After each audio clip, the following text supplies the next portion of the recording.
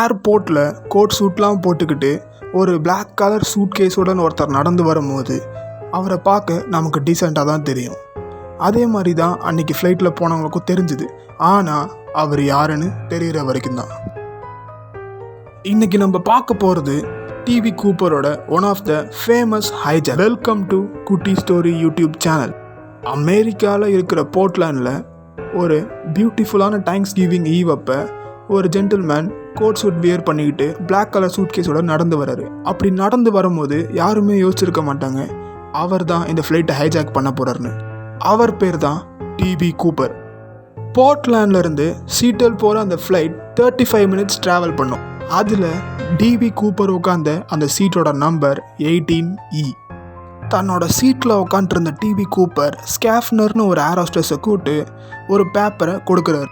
அந்த பேப்பரை வாங்கின ஸ்கேஃப்னர் அது ஒரு பிஸ்னஸ் மேனோட விசிட்டிங் கார்டுன்னு நினச்சி தன்னோட பர்ஸில் வச்சுக்கிறாங்க.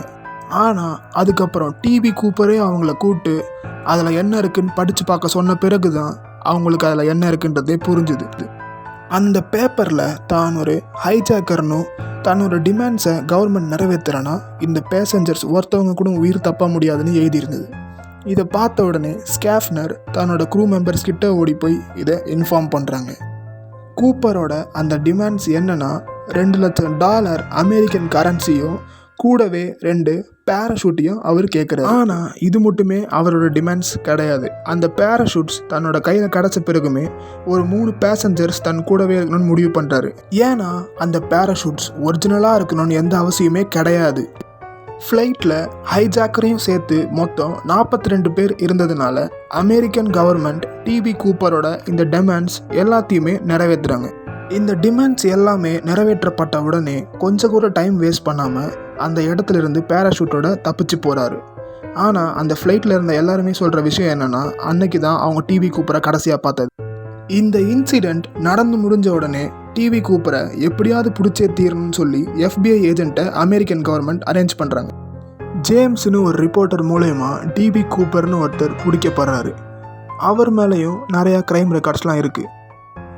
ஆனால் அது எல்லாமே ஜஸ்ட் ஒரு மைனர் க்ரைம் தான். இது இந்த கேஸில் ஒரு மிகப்பெரிய குழப்பத்தை ஏற்படுத்துச்சு.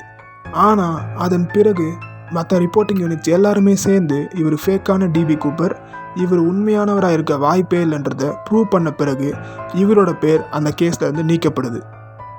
முதல் முறையாக நடத்தப்பட்ட ஒரு இன்வெஸ்டிகேஷன் ஒரு ராங் எண்டில் போய் முடிஞ்சதுனால அடுத்த இன்வெஸ்டிகேஷனை க்ளூஸ் மூலயமா தொடங்கலான்னு சொல்லி FBI முடிவு பண்ணுறாங்க. அதில் கிடச்ச முதல் க்ளூ தான் அந்த 18E அப்படின்ற சீட்டில் இருந்த ஒரு நபருடைய ஹேர்.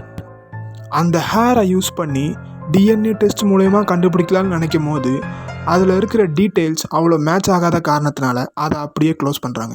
அப்புறம் அங்கே இருந்த ஒரு சிகரெட் பட், அந்த சிகரெட் பட்டை யூஸ் பண்ணி அதில் இருக்கிற ஃபிங்கர் பிரிண்ட்டை வச்சு டிவி கூப்பரை கண்டுபிடிக்க முடியுமான்னு இவங்க ட்ரை பண்ணாங்க. அதுவும் மேட்ச் ஆகாத காரணத்தினால அந்த இன்வெஸ்டிகேஷனை க்ளோஸ் பண்ணுறாங்க. இதுக்கு பிறகு அவங்க யோசித்த அந்த ஐடியா ரொம்பவே எஃபெக்டிவாக இருக்குன்னு நம்பினாங்க.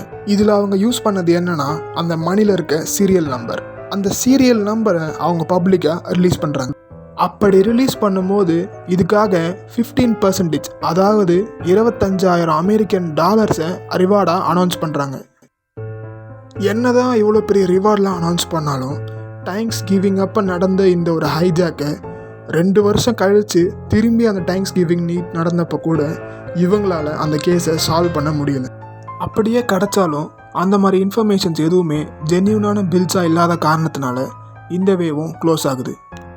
எப்போவுமே ஒருத்தவங்க ஒரு விஷயத்தை சக்ஸஸ்ஃபுல்லாக பண்ணும்போது நமக்கும் அதே மாதிரி பண்ணணும்னு தோணும்.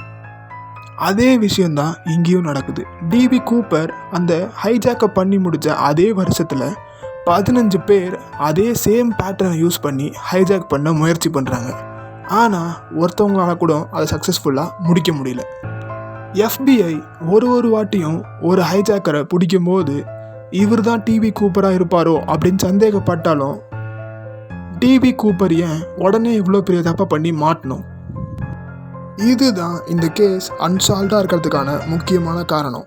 இப்போது இந்த கேஸில் இருக்க தியரிஸை பற்றி பார்ப்போம். இது மாதிரி அன்சால்வ்டான கேஸை எடுத்துக்கிட்டாலே அதை சுற்றி நிறையா தியரிஸ் ரிவால்வ் ஆகும். ஸோ இதை டிவி கூப்பர் ஏன் பண்ணியிருக்கணும்னு சொல்கிறாங்கன்னா ஒரு த்ரில்லுக்காகவோ இல்லை தன்னால் இதை பண்ண முடியும்னு காமிக்கிறதுக்காகவோ இதை பண்ணியிருக்கலாம்னு சொல்கிறாங்க. எனிவே இந்த கேஸ் ஒரு அன்சால்வ்டு கேஸ் தான். இதில் எப்பவுமே இன்வெஸ்டிகேஷன் பண்ணுறவங்க பண்ணுற ஒரு விஷயத்த FBI பண்ணுறாங்க. டிபி கூப்பரோட ஒரு ஸ்கெட்சை அக்யூரேட்டாக டிசைன் பண்ணி அது மூலயமா அவரை கண்டுபிடிக்கணும்னு முயற்சி பண்ணுறாங்க. ஃப்ளைட்டில் இருக்கிற ஃபஸ்ட்டு க்ரூ மெம்பர்ஸை வச்சு டிசைன் பண்ணப்பட்ட அந்த ஸ்கெட்சோட பேர் காம்போசிட் A.